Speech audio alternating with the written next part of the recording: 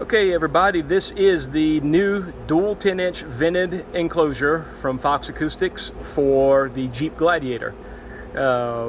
We've designed this enclosure just to get the maximum amount of bass as possible from underneath the rear seats. We did design for this particular vehicle a 2-inch seat lift kit. If you look down below, you can see the edges of the brackets. We will also have another video that shows the installation of it.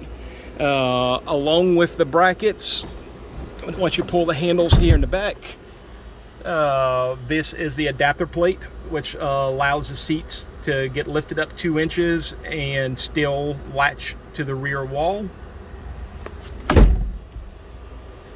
The fit, for as far as it goes, we are actually about 3/4 to 1 inch recessed underneath of the rear seat. So the heels of your feet won't be banging against the box and you still have plenty of leg room.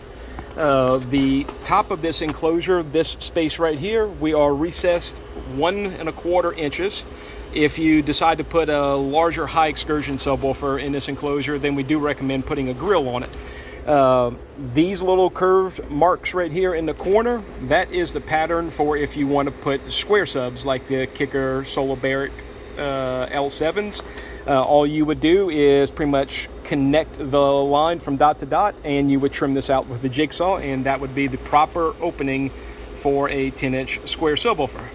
The nameplates on here, this is all laser cut stainless steel. Same thing with the Jeep Gladiator logo. The name plates are all put on with stainless steel screws. If you wish to customize your Gladiator and get them powder coated, it's real simple. Just remove the screws, send your parts to a powder coating shop. If you want to have them color matched to your vehicle, it's a very simple process to have done, and then you screw them back onto the box. That's just about it. If y'all have any questions, go ahead and shoot us an email. It's sales@foxacoustics.com.